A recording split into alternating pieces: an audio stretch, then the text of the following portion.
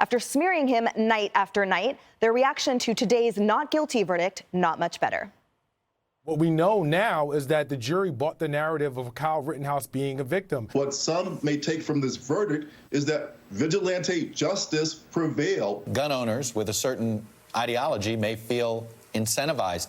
And now we're in no man's land here as a society. Something akin to saying that if you go into a bank and rob it and people are trying to apprehend you, you can then shoot your way out and claim self-defense.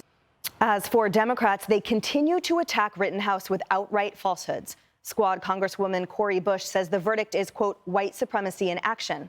And outgoing New York City Mayor Bill de Blasio saying, quote, to call this a miscarriage of justice is an understatement.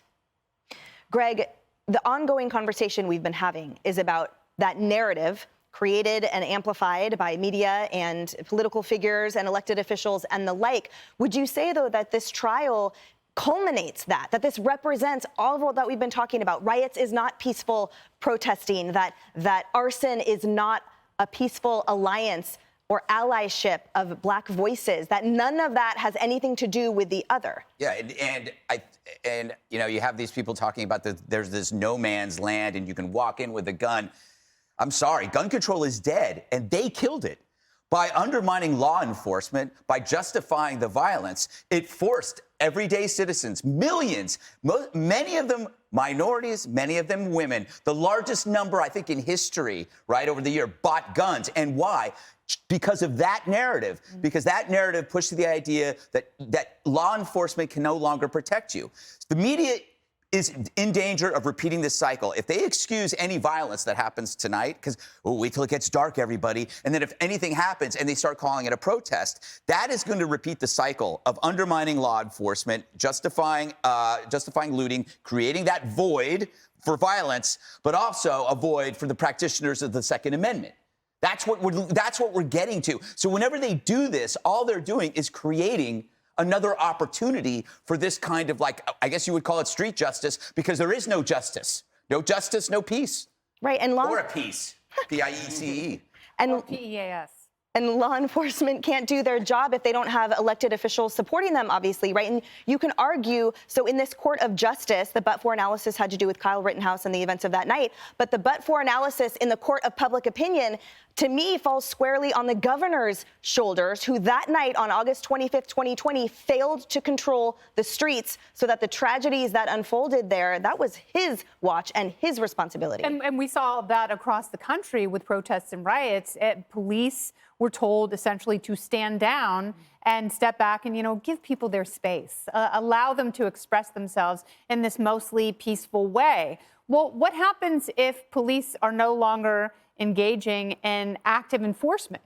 You know, what happens if they're sitting in their patrol cars and they're not walking around, they're not getting to know people in different communities, they're not keeping people safe? Then yes, more people are going to have guns. And that's what you get when you create this environment. People like Chuck Todd have lived in his little DC fart bubble for so long, and he's just huffing his own hot air, and it's killed his brain cells. Oh, you know, people like this need to sit down and read the Constitution, or better yet, go to parts of the country where when you call 911, it takes a long, long time for law enforcement to get there. So people have to protect themselves and their families. Yeah, Where does he live? Fart bubble. Got it. The best. I wish I thought of that. The media hates trials because they can't control trials. The media can control pretty much whatever they want in this country, but a trial is insulated, right? You have a judge, the judge is the ultimate arbiter, and then you have defense and you have prosecution, and the jury decides. And the jury can't be polluted by media misinformation for the most part. And when the jury comes back with verdicts that don't align with the media's narrative, that freaks the media out, because it shows their control is slipping away and has slipped away. And nothing is more dangerous than their profit model than losing control. Greg touched on it. This is really about softening you up so you don't stand up to the mob. So you'd never think about coming to a middle-class neighborhood to protect a car dealership or your uncle's grocery store. Why would you do that if you're just going to get trampled by mob justice. And that's what they were pushing. They were pushing mob justice, but we got real justice, and that's a good thing. Chuck acts like we're in no man's land here in a vacuum. Well, why was there no man's land? You guys told the police to stand down, and they let Kenosha burn for 3 straight nights. Don't act like that's a surprise. The last woman, I don't even know what her credentials are. They're acting like Rittenhouse was a bank robber. He didn't commit a crime. He was allowed to hold the AR that night, according to Wisconsin law. So, I mean, before you make an analogy, lady, I mean, I'm the king of analogies. Wait. Talk to me first. Right? I'm the prince. I have a specific question for you. For the power the media holds, the true and raw power and platform the media holds, how is it that they're not advocating or really achieving meaningfully criminal justice reform? Because when they're pushing all of these lies over and over and over and over again, all that, it leads to no change, to no meaningful criminal justice reform. It is they who are preventing actual change from happening. I want criminal justice reform. I don't think it's the media. I think that's our legislators in Congress. But to Jesse's point, I actually agree with you. What you have in a courtroom is you have a judge, you have a prosecution, you have a defense, and a jury. The job of that jury is not to reaffirm the Second Amendment. The job of that jury is not to fight back against racism. The job of that jury is to determine, based upon the evidence they receive, is this person guilty or innocent? Right. Based on the case that the prosecution put forward, which wasn't the best case, Kyle Rittenhouse was innocent.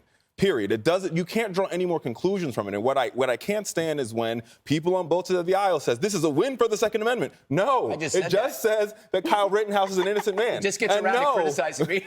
I said that half an hour ago. And no, it is not. For those folks who says, oh, this is a miscarriage of justice. No, it's just that this guy's innocent. Period. Move on. End of story. The judge has ruled.